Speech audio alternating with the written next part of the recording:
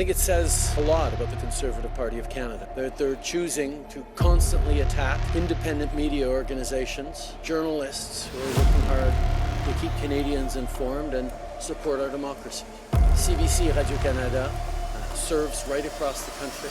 In Canada, I'm half Canadian, and you don't have the free speech rights in Canada. Recently, there was a Twitter Spaces program where Elon Musk and Robert F. Kennedy Jr., who is running for the Democratic presidential nomination, had a conversation about government control and free speech.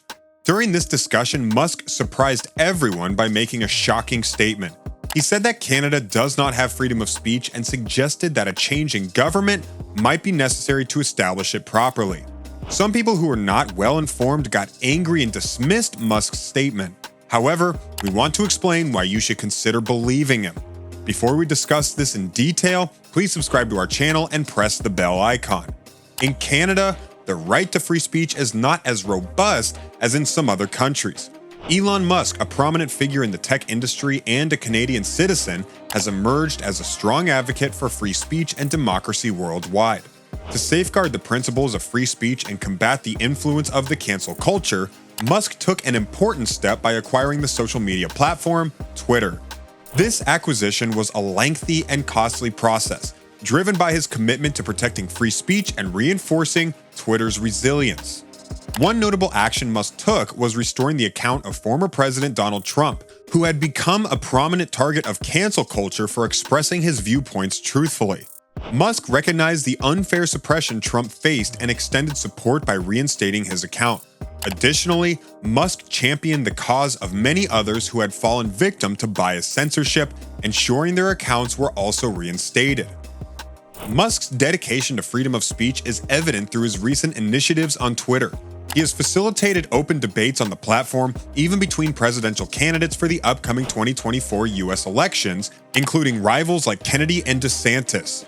Through these actions, Musk demonstrates his unwavering commitment as a true champion of American and global democracy, striving to protect and preserve the fundamental right to free speech.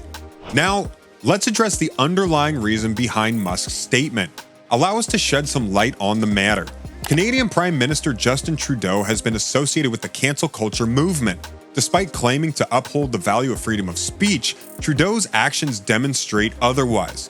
He and his Liberal government are determined to curtail the individual rights of Canadians, specifically targeting their freedom of speech. This not only restricts their ability to voice dissent, but also undermines their freedom to challenge distorted realities.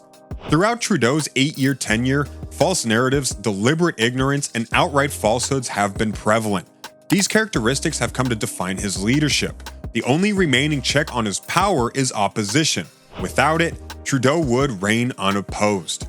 Alarming reports suggest that a new law may be introduced, providing him with the means to crush any form of opposition. In a covert manner, the government pushed forward Bill C-11, known as the Online Streaming Act, last year, claiming it would enhance Canadian relevant content. However, the reality couldn't be further from the truth.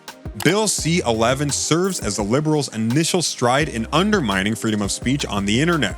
Disguised as a measure promoting content, it is, in fact, a thinly veiled censorship law designed to marginalize dissenting voices opposing the government. This legislation empowers government-aligned bureaucrats with significant authority to manipulate online algorithms, determining what content is deemed Canadian enough.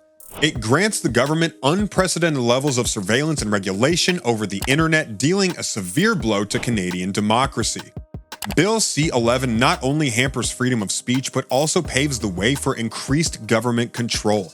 Giving bureaucrats the ability to shape online content suppresses opposing views and hinders open discourse. Under the guise of promoting Canadian interests, this law threatens the foundations of democratic values. Suppose you still find yourself believing Trudeau's feeble justification for his censorship laws. In that case, it's essential to consider the following compelling reason not to. The government's true intentions were laid bare when a group of senators from different political affiliations proposed an amendment to exclude social media content from the legislation, only to have it rejected by the government. This revelation was shocking to many, but it shouldn't come as a surprise. While the government claims that the bill primarily aims to regulate professional content, its scope extends far beyond that. User-generated content on social media platforms will also face significant regulation. Whether it's Facebook posts, TikToks, Twitter updates, or any other form of social media content, the government will be closely monitoring it. Moreover, even concerning so-called professional content, one can only imagine what actions the Liberal government will take. It's highly likely that the agenda of the progressive left will be further pushed, eroding our culture and suppressing any healthy opposition. Trudeau's flawed fantasies will continue to replace our vibrant culture, and those who dare to oppose will be demonized. It would be a misconception to believe that Elon Musk is the sole advocate for the notion that Canada lacks freedom of speech. Trudeau's actions have not gone unnoticed, and many individuals are fully aware of the risks involved. Dr. Jordan Peterson, an outspoken figure, has been sounding the alarm about the perils of Bill C-11, citing similar censorship laws passed in Ireland as a point of reference. Pierre Poilievre is another staunch opponent of the bill, rightly labeling it as a form of censorship. He has made a commitment to repeal the legislation immediately if elected as the Prime Minister, recognizing the inherent dangers it poses. Naturally, the entire Conservative Party opposes the bill, launching numerous campaigns to raise awareness about its hazards and inform citizens about its implications. In addition to politicians and public figures, thousands of everyday Canadians have expressed their strong opposition to Bill C-11.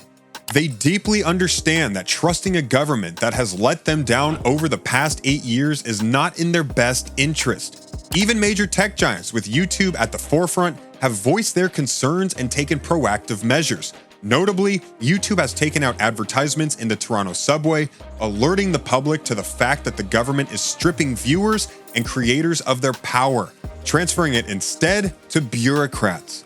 This demonstrates their commitment to leveraging their platform to promote the greater good and protect the principles of free expression. The collective chorus of voices against Bill C-11 encompasses a diverse range of individuals, from renowned intellectuals to ordinary citizens, as well as influential tech companies. This widespread opposition reflects a genuine understanding of the potential consequences and a shared determination to preserve the freedom of speech that lies at the heart of a democratic society. No one can be easily convinced by those liberal lies. Unfortunately, the truth is that Bill C-11 has already been passed. It received royal assent and became law in April.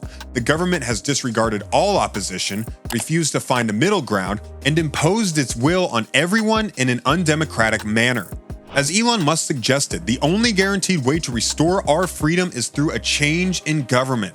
While Bill C-11 may not be fully implemented yet, its impact is already noticeable. Critics of the government are being subjected to shadow banning. Incidents of arson-causing forest fires are being suppressed, among other things. Until we have the opportunity to vote out Trudeau and the Liberals, we could still oppose further censorship.